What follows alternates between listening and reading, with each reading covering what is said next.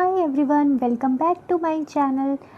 सो आज के वीडियो में हम कुछ प्रीवियस ईयर क्वेश्चंस देखेंगे। हमारा जो लास्ट टॉपिक था अप्रोचेस एंड इंटीग्रेटेड अप्रोच, वो हमने कवर कर लिया था और उसके मैंने शायद 2-3 पार्ट्स बनाए हैं, जिसमें मैंने सबसे पहले कवर किया था अप्रोचेस एंड इंटीग्रेटेड अप्रोच वाली जो पहली वीडियो थी, उसमें मैंने कवर किया था कि क्या डिफरेंस होता है अप्रोच और मेथड के बीच में। ठीक है, और फिर मैंने उसमें कुछ अप्रोचेस के बारे में भी डिस्कस किया था कि हमारी अप्रोच क्या होती है, कितने टाइप्स की होती है। जैसे इंक्वायरी अप्रोच हो गया, उसके बाद कंस्ट्रक्टिविस्ट अप्रोच हो गई, उसके बाद हमने प्रॉब्लम सॉल्विंग अप्रोच, तो ये सारी चीज़ें हमने पढ़ी थी।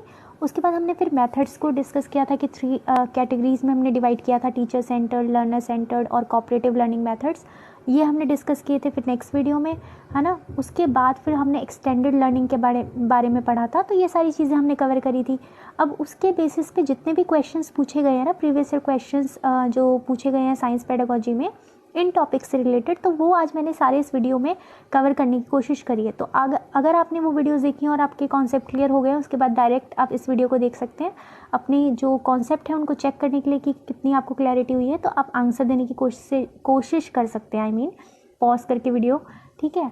और कुछ नहीं, और जो भी बात करनी है मैं एंड ऑफ द वीडियो, मतलब जब ये पूरा टॉपिक डिस्कस हो जाएगा उसके बाद मैं कहूँगी। चलिए बिना टाइम वेस्ट किए स्टार्ट करते हैं आज का टॉपिक। तो सबसे पहला क्वेश्चन है, 4 applicants for a post of TGT science. 4 applicants है टीजीटी साइंस के, मैं हिंदी में डायरेक्ट बोल रही हूँ, ठीक है। एक टॉपिक दिया गया था उनको, कॉन्सिक्वेंस ऑफ डिफॉरेस्टेशन पे, टीजीटी साइंस के जो एप्लीकेंट्स हैं उनको, और उनसे कहा गया कि एक लेसन प्लान बनाओ साइंटिफिक अप्रोच को ध्यान में रखते हुए। तो किस तरह की चीज़ें वो फॉलो करेंगे, तो वो यहाँ पर ऑप्शन में दिए हुए हैं। जैसे पहला वन, क्या वो एक्सप्लेन करेंगे उनके कॉन्सिक्वेंसेस को डिटेल में, ये साइंटिफिक अप्रोच है, या फिर वो एग्जाम्पल के थ्रू कॉन्सेप्ट को समझाने की कोशिश करेंगे। थर्ड, वो एक्टिविटीज़ इंक्लूड कर सकते हैं बच्चों को समझाने के लिए कि डिफॉरेस्टेशन के कॉन्सिक्वेंस क्या होते हैं, और फिर उस पावर पॉइंट प्रेजेंटेशन के थ्रू वो उसका कंक्लूजन समझा सकते हैं, या फिर वो वहाँ पर मेंशन कर सकते हैं आईसीटी का यूज़, जिसमें बच्चे इस कॉन्सेप्ट को समझे। तो सबसे ज़्यादा इम्पॉर्टेंट तो यही है साइंटिफिक लर्निंग में कि लर्नर्स जो है ना, वो ज़्यादा से ज़्यादा उनका इन्वॉल्वमेंट हो, कोऑपरेटिव लर्निंग हो, उससे बच्चा सीखता है ना, कंस्ट्रक्शन ऑफ नॉलेज। तो यहाँ पे ऑप्शन सी बिल्कुल सही है। उसके बाद नेक्स्ट क्वेश्चन है, inquiry based curriculum. Inquiry based curriculum हमने पढ़ा था, मतलब जो हमारी मेथड वाली वीडियो थी उसमें हमने इंक्वायरी अप्रोच के बारे में डिस्कस किया था। जो अप्रोच वाली वीडियो थी उसमें हमने इंक्वायरी अप्रोच के बारे में डिस्कस किया था कि क्या होती है क्या नहीं। और फिर जो मेथड वाली वीडियो थी ना, उसमें हमने ह्यूरिस्टिक मेथड के बारे में डिस्कस किया था। ह्यूरिस्टिक मेथड इंक्वायरी अप्रोच का ही एक पार्ट है। ह्यूरिस्टिक मेथड में क्या होता है, बच्चे जो लर्नर्स होते हैं ना, उनको कोई प्रॉब्लम डिफाइन करता है टीचर, और फिर बच्चे उसको इंक्वायरी के थ्रू उस प्रॉब्लम का आंसर फाइंड आउट करने की कोशिश करते हैं। यहाँ पे टीचर क्या रोल प्ले करता है, एक फैसिलिटेटर का। तो यहाँ पर जो ऑप्शन होगा वो क्या होगा, ऑप्शन नंबर सी। फिर अगला क्वेश्चन है, you want your class 6 student to figure out that the property of solubility of salt in water. तो क्लास 6 के बच्चों को हम जो सॉल्युबिलिटी है ना, कि सॉल्ट में वाटर में सॉल्ट की जो सॉल्युबिलिटी है उसको किस तरह से हम यूज़ कर सकते हैं, जो मिक्सचर है सैंड एंड सॉल्ट का, उसको सेपरेट करने के लिए। तो as a inquiry oriented pedagogy हम यहाँ पर सपोर्ट कर रहे हैं, इंक्वायरी ओरिएंटेड, जिसमें बच्चे इंक्वायर करें पहले और फिर वो सॉल्यूशन की तरफ पहुँचे। तो उसके लिए हमें किस तरह से हमारी अप्रोच होनी चाहिए। तो सबसे पहला तो यहाँ पे दिया है कि हम बच्चों को सैंड और सॉल्ट का जो मिक्सचर है वो प्रोवाइड करें, और फिर उनको सोचने के लिए बोले कि तुम अलग अलग जो वेज हैं सेपरेशन के, वो तुम कैसे हो सकता है उसके बारे में सोचो, और फिर वो अपने आइडियाज़ को ट्राई आउट करें। एक तो ये तरीका है। नेक्स्ट है, एक्सप्लेन कर दे बच्चों को, पहले सारे मेथड समझा दे कि अच्छा ऐसे ऐसे मिक्सचर जो होते हैं वो सेपरेट होते हैं। जब वो एक्सप्लेन हम कर देंगे, उसके बाद फिर हम बच्चों को सेपरेट करना बता रहे हैं। तो यहाँ पर तो कहीं भी इंक्वायरी नहीं हो पाई ना, बच्चे को पहले ही हमने एक्सप्लेन कर दिया कि ये मेथड होते हैं, तो यहाँ पर इंक्वायरी अप्रोच नहीं हो पाई। फिर जो अगला है उसमें बोला है कि स्टूडेंट्स को बोलो कि हाइपोथेसाइज करें, मतलब क्या क्या पॉसिबल वेज हो सकते हैं जिससे हम सैंड और सॉल्ट को सेपरेट कर सकते हैं, और फिर उनको लीड करा जाए करेक्ट आंसर के थ्रू की तरफ एक्सप्लेन करके। ठीक है, लास्ट में है कि एक हमने मिक्सचर ले लिया सैंड और सॉल्ट का, उसको सेपरेट करके हमने दिखा दिया, टीचर ने डेमोन्स्ट्रेट करके दिखा दिया, और फिर बच्चों को बोला रिपीट करो। तो यहाँ पे भी कहीं भी इंक्वायरी अप्रोच नहीं हुई ना यूज़, तो बी और डी में तो बिल्कुल क्लियर है आप लोगों को, ए और सी में कन्फ्यूजन हो सकता है। ए में क्या किया हमने, उनको मिक्सचर प्रोवाइड कर दिया, उनको सोचने के लिए बोला कि सेपरेशन के क्या क्या वेज हो सकते हैं, और फिर उनको हेल्प की। और जो अगला है उसमें भी हमने बोला बच्चों को कि तुम सोचो अलग अलग वेज, और फिर उनको एक्सप्लेन कर दिया, ट्राई करने का मौका नहीं दिया। तो हमें बच्चों को ट्राई करने का भी मौका देना है, तो यहाँ पर ए ऑप्शन बिल्कुल सही है। फिर नेक्स्ट क्वेश्चन है, हमने प्रॉब्लम सॉल्विंग अप्रोच में अलग अलग स्टेप्स पढ़े थे कि किस तरह से होता है। पहले कोई प्रॉब्लम होती है, फिर उसमें हम अपनी प्रीवियस नॉलेज लगाते हैं, मतलब डाटा को कलेक्ट करके, है ना, प्रीवियस ऑब्जर्वेशन के थ्रू या फिर ऑब्जर्व करके, ये सब करके फिर हम हाइपोथेसाइज करते हैं, है ना। तो ये सारे स्टेप्स पढ़े थे हमने प्रॉब्लम सॉल्विंग अप्रोच में। अब बोला है कि कौन सा ऐसा है जो इसका स्टेप नहीं है, तो ये आपको खुद से आंसर करना है। फिर नेक्स्ट है कंस्ट्रक्टिविज्म, जो टर्म है साइंस में, उसका मतलब क्या होता है। बच्चों को सारी इन्फॉर्मेशन प्रोवाइड करना साइंस की, तो वो तो हमने कई बार पढ़ लिया। कंस्ट्रक्टिविज्म के बारे में आपने हर वीडियो में हमने बात करी है कि कंस्ट्रक्टिविज्म क्या होता है, जिसमें हम बच्चों को ज़्यादा से ज़्यादा एक्टिव लर्निंग होती है उनकी, और कोऑपरेटिव लर्निंग होती है, जिसमें हम प्रीवियस नॉलेज का यूज़ करके नई नॉलेज को कंस्ट्रक्ट करते हैं। तो सबसे अप्रोप्रिएट यहाँ पर ऑप्शन बी है। फिर नेक्स्ट क्वेश्चन है, मिस पटेल, मिस है शायद, हाँ मिस पटेल प्रिंसिपल है XYZ स्कूल की, और वो बहुत ज़्यादा कीन है इंटीग्रेटेड अप्रोच को लेकर के, बजाय इसके कि हमें डिसिप्लिन्स को अलग अलग तरीके से पढ़ाना है। तो हमें ये तो पता ही है कि हमें इंटीग्रेटेड वे में बच्चों को पढ़ाना चाहिए, इंटीग्रेटेड अप्रोच होती है ना। पहले क्या करते थे, हम अलग अलग डिसिप्लिन लेकर के चलते थे, जैसे साइंस में ही 3 है, केमिस्ट्री, बायोलॉजी और फिजिक्स, तो तीनों को अलग अलग तरीके से समझाया जाता था, तीनों को कंपार्टमेंटलाइज कर दिया जाता था। बट ऐसा नहीं है, अब एक इंटीग्रेटेड अप्रोच को लेकर के कनेक्ट करके हमें चीज़ों को बच्चों को समझाना होता है कि बायोलॉजी का किस तरह से केमिस्ट्री के साथ कॉम्बिनेशन है, इस तरीके से हमें इंटीग्रेटेड वे में, और दूसरे जो सब्जेक्ट हैं वो किस तरह से साइंस के साथ इंटीग्रेट करते हैं, तो ये सारी चीज़ें हमें इस वे में समझाना होता है। तो इसका बेसिस क्या है ये बोला है, तो यहाँ पर ऑप्शन डी आपको समझ में आ ही रहा होगा। All the discipline are interlinked and a teacher can draw on cross curricular linkage. सारे जो डिसिप्लिन्स होते हैं वो एक दूसरे से कनेक्टेड होते हैं, जैसे साइंस में लैंग्वेज का भी यूज़ होता है, साइंस में मैथ्स का भी यूज़ होता है, राइट। तो किस तरह से इंटरलिंक्ड है, और वो किस तरह से टीचर उसमें क्रॉस करिकुलर लिंकेज ड्रॉ कर सकता है, वो वहाँ पर समझने वाली चीज़ होती है, ठीक है।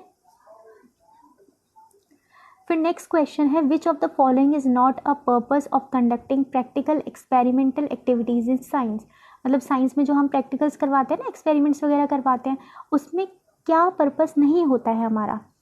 तो मैंने ये वाली बात भी बहुत बार कही है कि एक्सपेरिमेंट क्यों करवाया जाता है, किस पर फोकस किया जाता है, प्रोसेस पे, कि बच्चा प्रोसेस सीखे, है ना, प्रोसेस के साथ उसके कुछ प्रोसेस स्किल्स वो डेवलप करता है। आंसर पे फोकस नहीं किया जाता कि हमें ये रिजल्ट लेकर के आना होता है, जबकि ट्रेडिशनली तो आपने बिल्कुल कैसे किया होगा हम सबको पता ही है। ओके, तो क्या नहीं है purpose, they help in scoring high grades लाना, अंडरस्टैंडिंग को इन्हेंस करता है, बिल्कुल सही बात, अपॉर्चुनिटी प्रोवाइड करता है प्रॉब्लम सॉल्विंग की, ये भी सही है। मैनिपुलेटिव स्किल्स होता है कि किस तरीके से हम चीज़ों को हैंडल करते हैं अपने मोटर स्किल्स का यूज़ करके, है ना। एक्सपेरिमेंट में हम अपनी स्किल्स यूज़ करते हैं, अपनी हैंड को मूव करना, किस तरीके से एक्सपेरिमेंट में हम अलग अलग चीज़ें समझ रहे हो ना आप मैं क्या कहना चाहती हूँ। तो हम किस तरीके से अपनी मैनिपुलेटिव स्किल्स को यूज़ करते हैं, वो यहाँ पर पर्पस है कि नहीं है, बिल्कुल है पर्पस। तो यहाँ पर जो नहीं है वो क्या है, ऑप्शन नंबर ए, कि ग्रेड्स पर फोकस नहीं होता, ग्रेड्स के लिए हम एक्सपेरिमेंट नहीं करवाते। फिर अगला क्वेश्चन है, ये वाला क्वेश्चन आप खुद करोगे, बहुत आसान है। फिर नेक्स्ट, एक मिनट,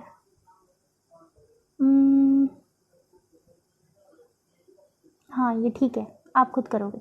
फिर नेक्स्ट क्वेश्चन है, by which of the following strategy meaningful clarification on the concept of reflection of light can be given.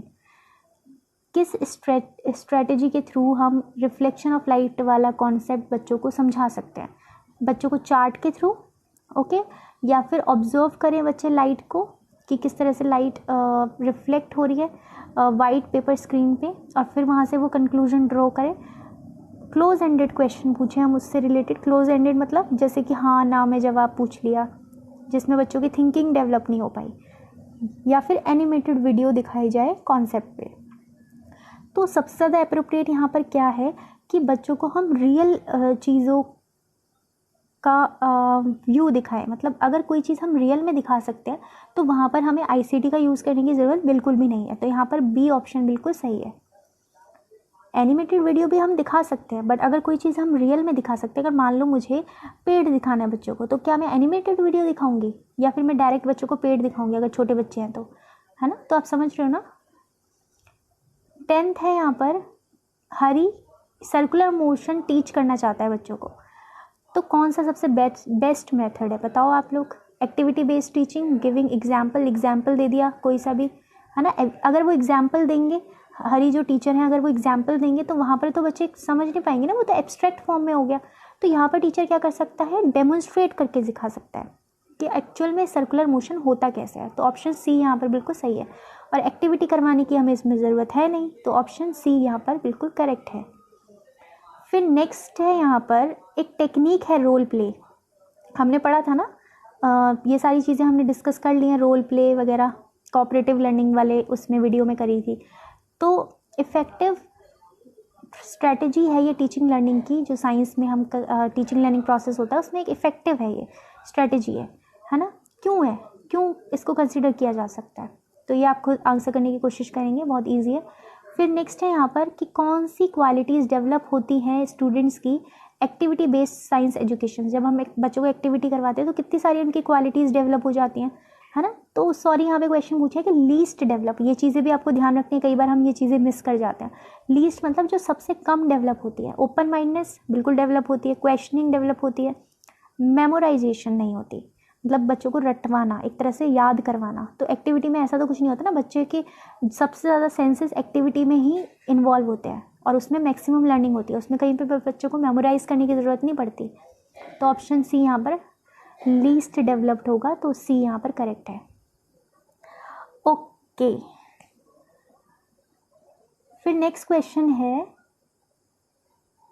एक एक्सटेंडेड एक्टिविटी है क्लास 8 की एनसीईआरटी बुक में, जिसमें 5 फैमिलीज़ को चूज़ किया गया है, ठीक है, और इंक्वायर किया गया है उनकी कंजप्शन को, कि उनका एनर्जी कंजप्शन कोल हो गया, गैस हो गया, इलेक्ट्रिसिटी, पेट्रोल, केरोसिन, वो लास्ट 5 ईयर में इंक्रीज़ हुआ है या डिक्रीज़ हुआ है। तो inquire also about the measure they have adopted, और ये भी जानने की कोशिश करी गई कि उन्होंने क्या क्या मेजर्स लिए एनर्जी को सेव करने के लिए। इस एक्टिविटी को करवाने का एडवांटेज क्या है ये पूछा है, ठीक है। और ये रिस्पॉन्सेज जानने की कोशिश करी गई कुछ टीचर्स से कि अगर ये एक्टिविटी बुक में है तो क्यों है। तो लीस्ट अप्रोप्रिएट रिस्पॉन्स क्या होगा, ये एक्टिविटी बच्चों को बियॉन्ड टेक्स्ट बुक ले जाने की कोशिश करती है, बिल्कुल सही बात है। एक्सटेंडेड लर्निंग में ये आ जाएगा, हमने पढ़ा था कि अगर इस तरह की एक्टिविटीज़ है तो बच्चों को कुछ एक्स्ट्रा सीखने को मिलता है। These are called extension of learning, है ना, लास्ट वीडियो में पढ़ा था। और ये एक्टिविटीज़ बच्चों को कॉन्फिडेंट बनाती हैं, उनको इंक्वायरी अप्रोच वाली तरफ लेकर के जाती हैं, है ना, वो खुद इंक्वायर करने की कोशिश करते हैं।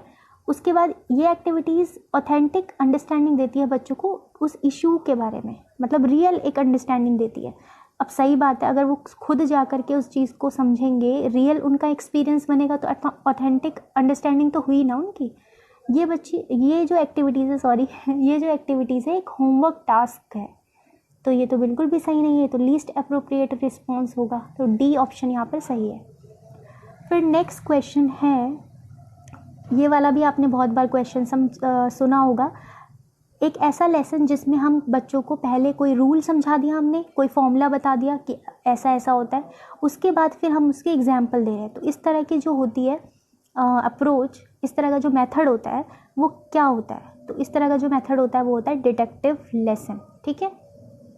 Which one of the following is a step of analogy strategy. देखा, जो मैंने आपसे कहा था ना कि एक एनालॉजी स्ट्रेटेजी पे एक क्वेश्चन आया है साइंस में, वो यही क्वेश्चन है जिसकी बात मैंने लास्ट वीडियो में करी थी। तो कौन सा स्टेप है एनालॉजी स्ट्रेटेजी का, तो एनालॉजी स्ट्रेटेजी आपको पहले समझनी पड़ेगी, तो आप वो वीडियो ज़रूर देखें, लास्ट वीडियो जो थी एक्सटेंशन ऑफ लर्निंग में, उसमें मैंने पूरा अच्छे से डिटेल में बताया गया। तो यहाँ पे ऑप्शन जो डी है बिल्कुल सही है। उसके बाद नेक्स्ट है फील्ड ट्रिप के बारे में यहाँ पे क्वेश्चन पूछा गया है, इसका ऑब्जेक्टिव क्या होता है, तो बहुत आसान है, आंसर करिएगा। उसके बाद साइंस फेयर के बारे में पूछा है, ये भी बहुत इजी है। ओलंपियाड्स का जो होता है मेन, ये सारे मैंने एक्सटेंशन ऑफ लर्निंग में क्वेश्चंस करवाए, तो बहुत इजी आप करने की कोशिश करिएगा।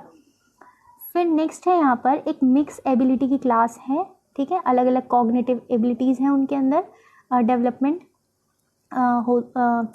दोबारा बोलती हूँ मैं, एक मिक्स एबिलिटी की क्लास है, ठीक है, कॉग्निटिव लेवल के हिसाब से। तो इसमें बोला है which one of the following strategy will be most suitable.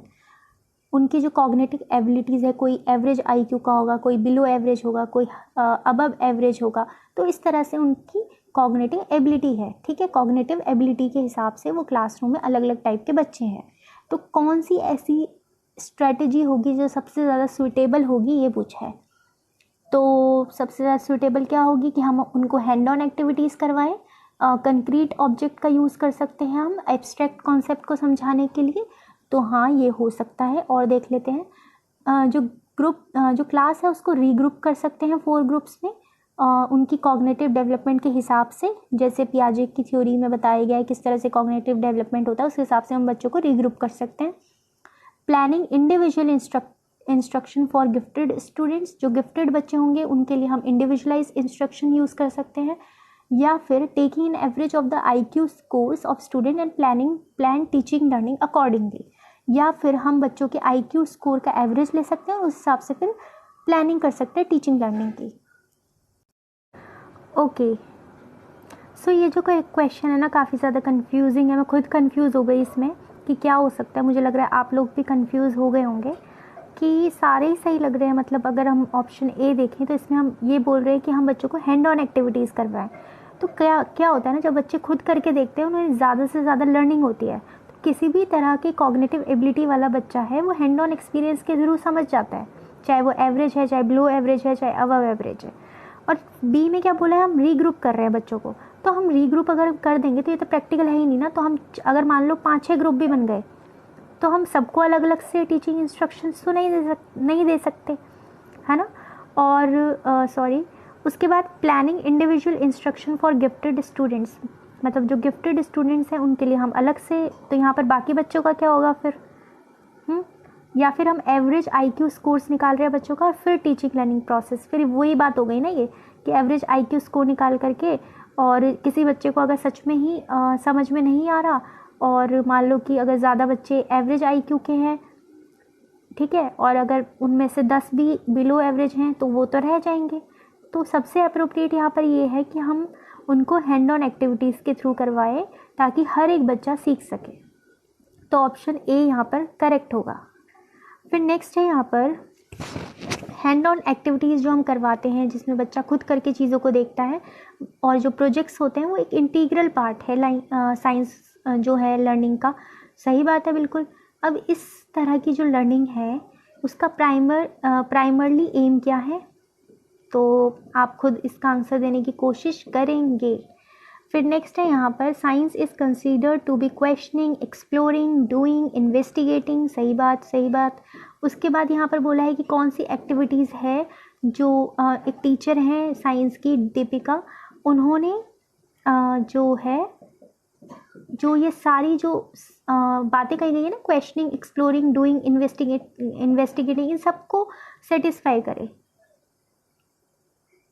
तो कौन सी एक्टिविटी है ऐसी? यूनिट टेस्ट ले लिया आपने, ग्रुप डिस्कशन करवाया, डिबेट करवा दी, या प्रोजेक्ट वर्क करवा दिया। अब प्रोजेक्ट वर्क अगर हम करवाते हैं बच्चों को तो सबसे पहली बात क्वेश्चनिंग उनके दिमाग में आएगी कि कैसे क्या, बच्चे खुद एक्सप्लोर करेंगे, है ना। डूइंग, बच्चे करके देखेंगे प्रोजेक्ट में, चीज़ों को इन्वेस्टिगेट करेंगे। बाकी चीज़ों में तो ऐसा नहीं हो सकता, यूनिट टेस्ट में बच्चे इन्वेस्टिगेट तो नहीं कर रहे, एक्सप्लोर तो नहीं कर रहे। ग्रुप डिस्कशन में भी बच्चे डूइंग तो कुछ हो ही नहीं रही, इन्वेस्टिगेशन भी कुछ नहीं हो रही, डिबेट में भी ऐसा ही है। तो सबसे सूटेबल यहाँ पर जो सारी इन चीज़ों को सेटिस्फाई करे, इन दीज क्राइटेरियाज को, तो वो है यहाँ पर प्रोजेक्ट वर्क। सॉरी। फिर नेक्स्ट है यहाँ पर जो सेक्शन है एक्टिविटीज़ एंड प्रोजेक्ट का, जो NCERT में इंक्लूड किया जाता है ना, पीछे एक्टिविटीज़, प्रोजेक्ट जो एक्सटेंडेड लर्निंग में हम यूज़ कर लेते हैं। तो यहाँ पर बोला गया है उसका एम क्या है। तो वही जो एक्सटेंडेड लर्निंग वाला मैंने कॉन्सेप्ट समझाया था, उसमें आपको मैंने पूरी बात कही थी, उससे आपको क्लियर हो जाएगा। तो इसका आंसर भी आपको खुद करना है।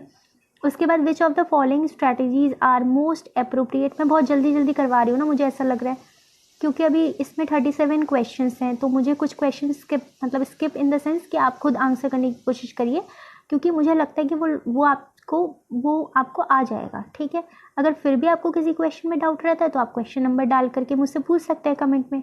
ओके, तो which of the following strategies are most appropriate for teacher to teach the topic save energy. Save energy वाला जो टॉपिक है उसको पढ़ाने के लिए सबसे अप्रोप्रिएट स्ट्रेटजी क्या होगी। सारी अप्रोप्रिएट है बट मोस्ट अप्रोप्रिएट पूछा है। Ask student to write slogan on saving energy. बच्चों को स्लोगन लिखने के लिए बोले, क्या स्लोगन हो सकता है।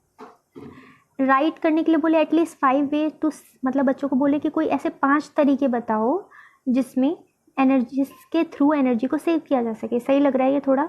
सी में बोला है एक मॉडल प्रोजेक्ट बनाओ जो एनर्जी सेविंग को डिपिक्ट करे। तो ये भी बहुत सही लग रहा है क्योंकि इसमें बच्चे करके देखेंगे, है ना। इनकरेज करे बच्चों को कि वो एनर्जी को सेव करे अलग अलग तरीके से। तो क्या हो सकता है इसमें, सब में 3 ऑप्शन दे रखे हैं, तो अप्रोप्रिएट क्या हो सकता है, बी, सी एंड डी। क्योंकि ए में तो हम बच्चों को सिर्फ क्या बोल रहे हैं कि स्लोगन लिखो, तो यहाँ से ये तो नहीं हुआ ना कि किस तरह से एनर्जी को सेव किया जाए। अब जैसे अगर मैं सेव वाटर का स्लोगन लिख रही हूँ, ठीक है, तो ये लिख सकते हैं सेव वाटर, सेव लाइफ। लेकिन इससे क्या साबित हुआ, इससे बच्चों ने क्या सीखा, वो तो सिर्फ एक स्लोगन तक ही रह गया ना। यहाँ से बच्चों की लर्निंग तो कुछ हुई नहीं ना। तो इसलिए तो बी, सी, डी यहाँ पर बिल्कुल सही है। फिर नेक्स्ट क्वेश्चन है, Which one of the following is a reason for a teacher to consciously introduce different stimuli? Stimuli क्या होता है, जिसमें हम बच्चों की मैक्सिमम सेंसेस को इन्वॉल्व कर रहे हैं। ठीक है, जो बच्चों को उनके ध्यान को, उनकी कंसंट्रेशन को इंक्रीज करे। तो ऐसी किस तरह की हम चीज़ें यूज़ कर सकते हैं अपने लेसन प्लान में। ठीक है, तो क्या हो सकता है, to see the effect of this experiment, या फिर to address different learning style of students. अलग अलग चीज़ों को हम लेसन प्लान में इंक्लूड क्यों कर रहे हैं, ताकि बच्चों की मैक्सिमम लर्निंग हो। अलग अलग तरह के जो लर्निंग स्टाइल हैं, हम सब बच्चों की नीड्स को पूरा कर पाएँ। समझ में आ रहा है आपको।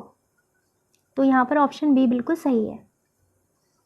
अच्छा है, एक यहाँ पर ऑप्शन दिया है कि टीचर अपनी एक्सीलेंस को प्रूव करने के लिए करेगी ऐसा तो ऐसा तो बिल्कुल भी नहीं है sorry. Which of the following technique is not recommended for the science teachers to use in response to the complexity of learning? तो कौन सी टेक्निक है जो साइंस की जो टीचर्स हैं वो यूज़ नहीं करेंगी in the response of to the complexity of learning. ठीक है, तो देखते हैं एक एक करके। While introducing a complex concept, मान लो कोई ऐसा कॉन्सेप्ट है जो कि कॉम्प्लेक्स है ना, तो उसको इंट्रोड्यूस करने के टाइम पर टीचर ओपन एंडेड क्वेश्चन पूछेगी ताकि बच्चों की जो थिंकिंग है वो स्टिमुलेट हो, बच्चे सोचने पे मजबूर हो जाए, उनकी क्यूरियोसिटी बढ़े, वो क्वेश्चनिंग करें। बच्चों की प्रीवियस नॉलेज को टेस्ट किया जा सकता है। मैनिपुलेटिव मटेरियल्स को यूज़ किया जा सकता है जिससे बच्चे हैंड ऑन करके चीज़ों को सीखें। ओके, या फिर जो लेवल ऑफ इंस्ट्रक्शन है वो बढ़ा दिया जाए, मतलब पहले ही वो कॉन्सेप्ट इतना वैसे ही कॉम्प्लेक्स है, फिर उसको जो इंस्ट्रक्शन हम टीचर देगी, समझाएगी, वो भी हाई लेवल का कर दो, तो ये तो फिर ये तो बहुत बड़ी वो हो जाएगी उनके साथ, है ना। तो ए, बी, सी यहाँ पर होगा, तो कौन सा नहीं होगा ये पूछा है, तो ऑप्शन डी यहाँ पर बिल्कुल राइट है, क्योंकि ये नहीं होना चाहिए। फिर नेक्स्ट है, इसमें किससे रिलेटेड पूछा है, गीता एक लेसन प्रिपेयर कर रही है, टॉपिक है ह्यूमन आई, क्लास 8 के स्टूडेंट्स के लिए। Inclusion of which of the following activity, कौन सी एक्टिविटी को वो इंक्लूड करे अपने लेसन प्लानिंग में जो कि बच्चों की हेल्प करे इफेक्टिव वे में, जिससे उनको कॉन्सेप्ट एक तरह से अच्छे से समझ में आ जाए। तो एक अच्छा सा असाइनमेंट बना देना बच्चों को कि वो घर जाके असाइनमेंट करेंगे, अपने जो नोट्स बनाए हैं उसको डिक्टेट करना, स्टूडेंट्स एक्टिविटीज़ करें क्लासरूम में, इंटरेक्टिव क्लासरूम हो, क्वेश्चनिंग करें, ये होना चाहिए, या फिर डेमोन्स्ट्रेशन करे वो मॉडल ऑफ ह्यूमन आई। तो ह्यूमन आई को समझाने के लिए उनको ह्यूमन आई को दिखाना बहुत ज़्यादा ज़रूरी है ना, तो डेमोन्स्ट्रेशन ज़रूरी है समझाने के लिए, तो डी यहाँ पर बिल्कुल सही है।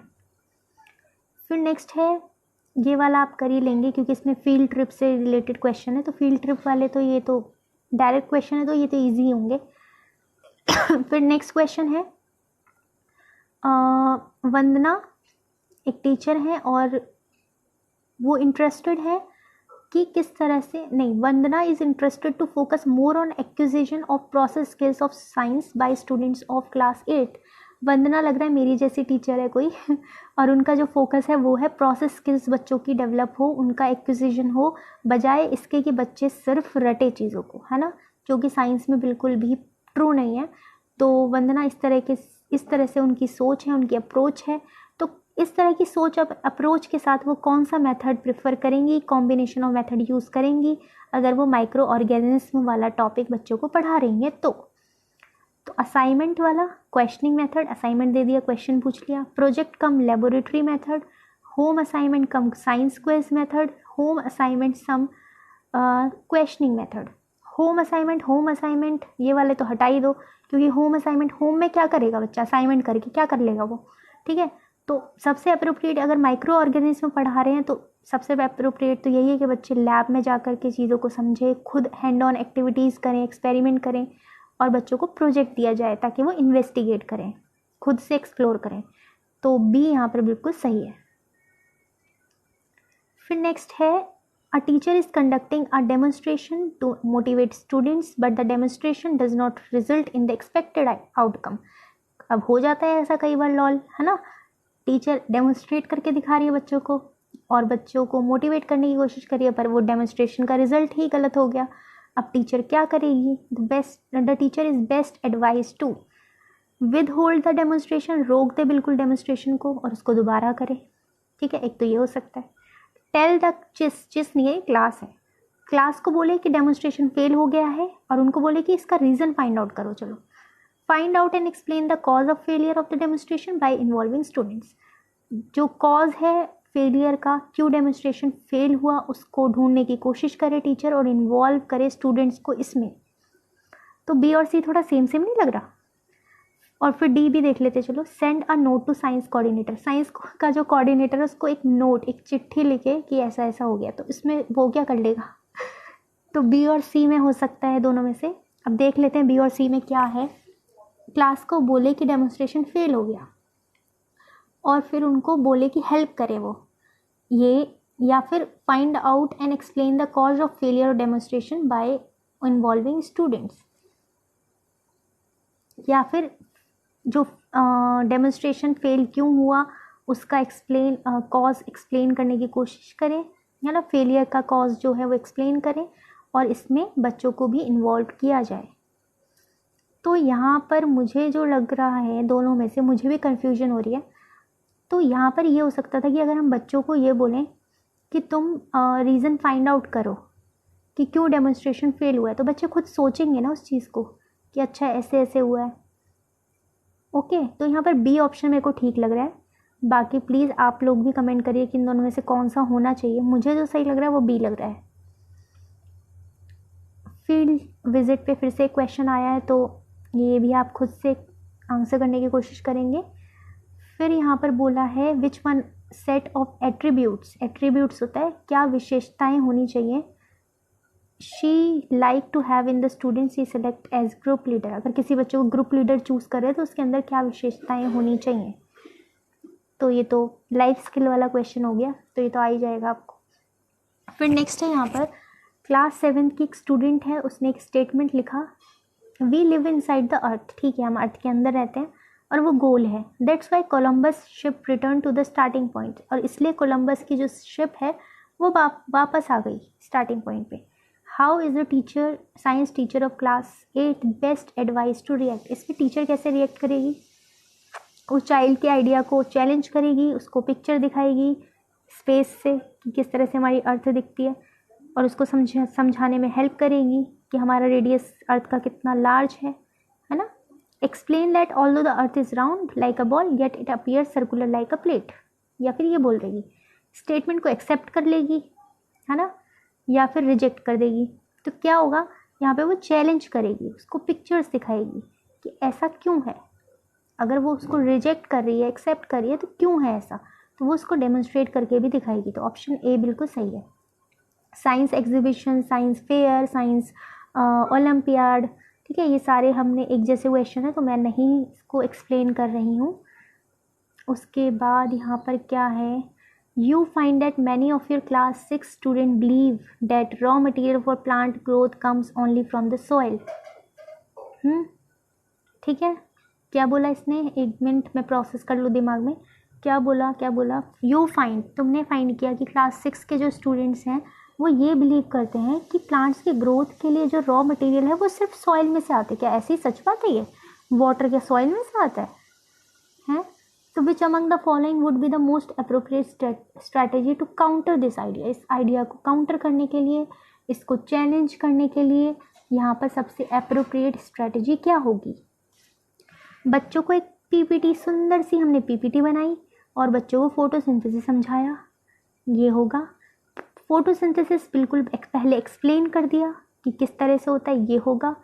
स्टूडेंट्स को प्रोवाइड किया मनी प्लांट, ठीक है, in water and asked them to observe its growth and make an inference sorry, आपको समझ में आ ही गया होगा कि हम यहाँ पर क्या करने की कोशिश कर रहे हैं। हम बच्चों को डायरेक्ट एक्सप्लेन कर रहे हैं, तो बिल्कुल भी साइंस इसके जहाँ भी एक्सप्लेन वाली बात आ जाए ना कि बच्चे कुछ नहीं कर रहे बस सुन रहे हैं बैठ के, तो वो ऑप्शन तो वैसे ही गलत हो जाएगा, क्योंकि science is all about doing, science is a process, है ना। ये सारी वीडियो में, अभी जो मेरी पुरानी वीडियोज़ है ना, सब में शुरू में मैंने सारी चीज़ें बिल्कुल अच्छे से क्लियर की हैं।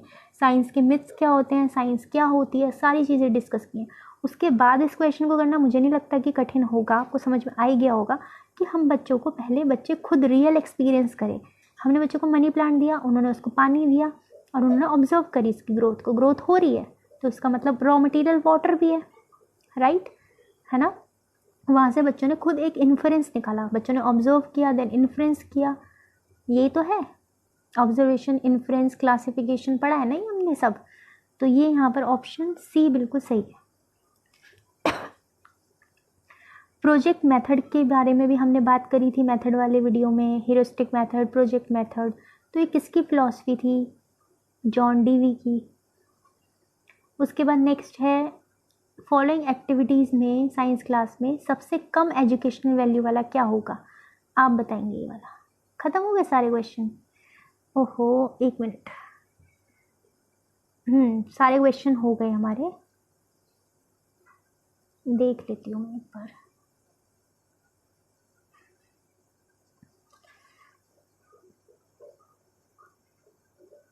हम्म, 20, 33, 36, हाँ 36 क्वेश्चंस हैं।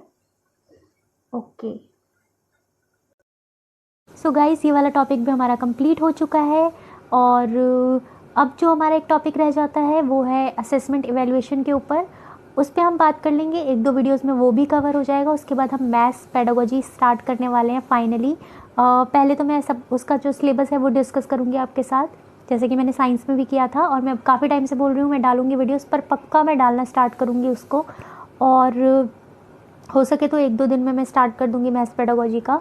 और मुझे ये कहना था कि अगर इन क्वेश्चंस में आपको किसी में डाउट रहता है तो प्लीज़ आप कमेंट करके पूछ सकते हैं मुझसे, और प्लीज़ क्वेश्चन नंबर ज़रूर मेंशन कीजिएगा। और इसके अलावा आपको साइंस में लगता है कि कोई टॉपिक ऐसा नहीं कवर हुआ है जो मुझे कवर कराना चाहिए, दोबारा से मुझे एक्सप्लेन करना चाहिए, तो प्लीज़ आप वो भी मुझे कमेंट करके बता सकते हैं। और मुझे क्या कहना है, और मुझे ये कहना है कि ये जो सिचुएशन चल रही है वो काफ़ी ज़्यादा क्रिटिकल है, तो प्लीज़ आप अपना ध्यान रखिए। और हो सके तो घर से बाहर मत निकलिए, जैसा कि सब कह रहे हैं, मैं भी कह रही हूँ। और अपने खाने पीने का भी बहुत ज़्यादा ध्यान रखिए। और बाकी मेरी वीडियोस देखते रहिए। अगर आपको कोई चीज़ नहीं समझ में आती तो प्लीज़ आप मुझे बता सकते हैं, ठीक है। और अगर आपको ये वीडियो पसंद आया है, इस वीडियो को लाइक करें, शेयर करें और सब्सक्राइब करें इस चैनल को, ताकि जो भी अपकमिंग वीडियोस है उसका रेगुलर अपडेट्स आपको मिलते रहें। Till then, bye bye.